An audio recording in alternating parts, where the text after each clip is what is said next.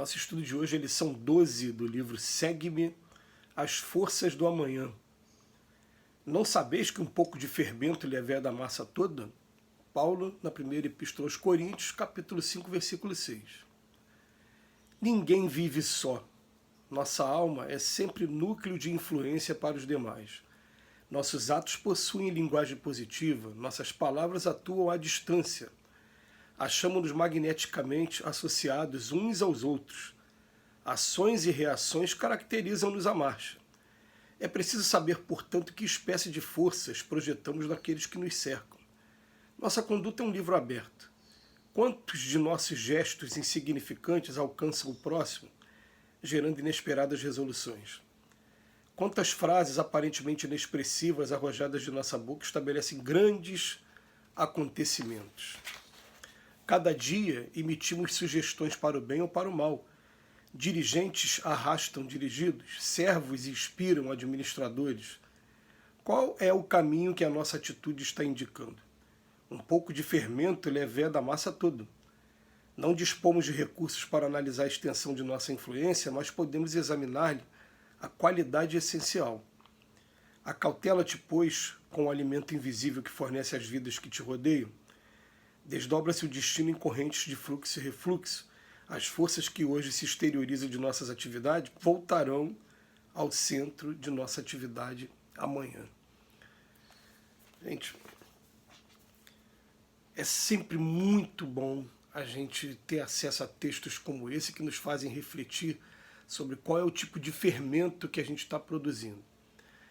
É muito bom também o Emmanuel chamar a atenção desse texto que está na Carta aos Coríntios, fala um pouquinho de fermento influencia a massa toda. É interessante, né, como quem já teve a oportunidade de ir para a cozinha, fazer o bolo, utilizar o fermento de alguma maneira, a capacidade do fermento. Um pouquinho de nada, ele leveda toda a massa. Às vezes você coloca um pouquinho a mais e o bolo começa a entornar e começa a dar aquele cheiro de queimado dentro do forno. Né? E o que acontece? O Emmanuel chama a nossa atenção para que cada palavra que a gente fala, cada atitude nossa, e vamos agir como espíritas, cada pensamento nosso também é uma espécie de fermento. E essas atitudes nossas, tanto se for exteriorizada no campo da mente, com o pensamento, ou na atitude, ou na palavra, aqui na boca, ela está produzindo efeitos e elas podem também, como fazem na grande maioria das vezes, influenciar as pessoas que estão ao nosso redor. E muitas das vezes, a gente lembra de coisas pequenas, partindo de uma pessoa só, que fizeram grandes acontecimentos. Me veio aqui na mente agora, por exemplo, uma cena que eu vi num filme que relata a biografia do Mahatma Gandhi, o filme do Gandhi. Que tem um momento em que a gente conhece que existe uma rixa histórica entre Paquistão e Índia, um sendo hindu e a outra sendo muçulmana. E tem um momento no filme em que uma pessoa, está tendo aquela peregrinação de um lado e a peregrinação do outro.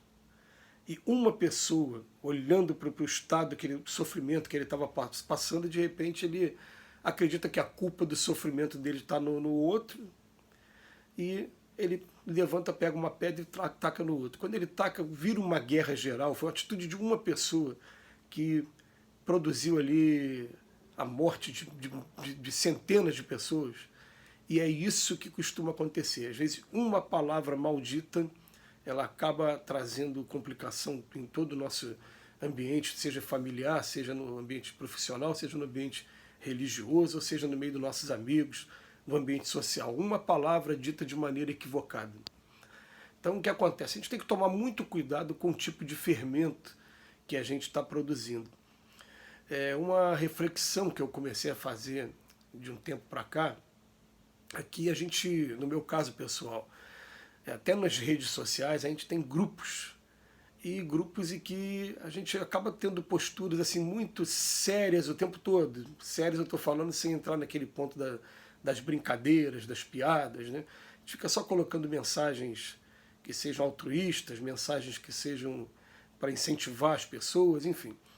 E eu tenho, como a grande maioria das pessoas devem ter, um ou dois grupos que a gente fica mais à vontade para colocar piadas, para brincar, enfim. E algumas vezes eu me peguei até me excedendo dentro da minha avaliação, eu me excedendo nas piadas e logo em seguida eu pedindo desculpa, gente, eu peço até desculpa para vocês, mas acho que esse, por ser o único grupo que eu permito que brincar e às vezes compartilhar esse tipo de coisa, eu acabo extrapolando. Em todos os outros as postagens são muito sérias. Mas eu fiquei pensando, gente, é esse tipo de fermento que eu quero justamente para o grupo que eu tenho mais intimidade, por ter mais intimidade eu estou me permitindo fazer essas postagens. É essa brincadeira. E eu me senti envergonhado. Falei, não, a partir de agora eu vou começar a rever essa postura também, porque essas atitudes nossas, é claro que essa atitude está no campo que é da ação. Eu estou usando as minhas mãos para pegar o telefone ou o computador e compartilhar. O notebook, né, para compartilhar uma determinada informação. Então está sendo na ação, mas está sendo fermento que a gente está atirando e fermento que não vai trazer definitivamente coisas boas.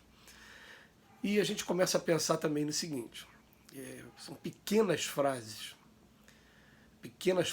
que, por exemplo, há uns 2, 3 anos atrás eu tinha uma amiga muito querida que ela fazia umas postagens todo dia de 4, 5, 6 fotos com mensagens evangélicas, mensagens de Emmanuel, mensagens de André Luiz, de Ivone Pereira do Amaral, de Divaldo, mensagens com versículos bíblicos. E eu perguntei a ela, falei, poxa, essas mensagens que você coloca me fazem tão bem, eu posso compartilhar essas mensagens? Claro, é para isso mesmo. E eu comecei a compartilhar, tanto em grupos como também no Facebook, no Instagram, né, nessas redes sociais. E aí o que acontece? A resposta que eu comecei a ter foi de pessoas que estavam prestes a cometer um ato de desespero qualquer, né? Seja agredindo os outros, seja se autoagredindo. E quando leram aquela mensagem fez bem. Então aquele fermento foi um fermento positivo. E como as pessoas hoje elas têm preguiça de fazer leitura de textos mais longos, é muito bom a gente começar a buscar textos curtos, mas que tenham mensagens impactantes dentro do campo evangélico, lógico, é claro, né? Então a gente começou a fazer uma seleção dessas mensagens e até mesmo, mais recentemente, também de um outro amigo também que gosta muito de poesia e ele também aborda poetas portugueses, além de poetas brasileiros. E eu falei, peraí, então também é uma coisa muito legal pegar textos pequenos e colocar também nas redes sociais.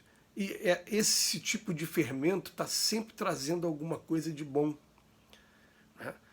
Aí é claro, ontem eu recebi uma piada que eu achei engraçada. Ontem eu recebi uma piada que uma amiga me mandou assim, né? Hoje eu não estou com vontade de postar mensagem nenhuma edificante ou altruísta. Se você quiser desistir, desista. É claro que eu não vou mandar aquilo, né, nas redes sociais, mas para alguns grupos pequenos que já me conhecem e que já sabem que eu tenho o costume de fazer isso, é claro que eles riram, brincaram, entenderam o caráter da piada. Mas existem piadas e existem piadas. Existem coisas que podem realmente fomentar o preconceito, fomentar o bullying, fomentar o racismo, fomentar discriminação de sexo, enfim. E esse tipo de coisa a gente deve evitar bastante nos dias de hoje, porque a gente já está vivendo um momento de crise em que está todos tão fragilizados, algumas pessoas muito fragilizadas, muito mais do que outras, para a gente estar levando mensagens que sejam para atrapalhar. E o Emmanuel chama a nossa atenção. Nossos atos possuem linguagem positiva, nossas palavras atuam à distância. É preciso saber, portanto, que espécie de forças estamos projetando naqueles que nos cercam. Né? O Emmanuel chama a nossa atenção, ele termina a lição falando assim, acautela-te com o alimento invisível que forneces às vidas que te rodeiam. É claro que as nossas atitudes acabam sendo muito mais, né? E elas vão influenciando sim.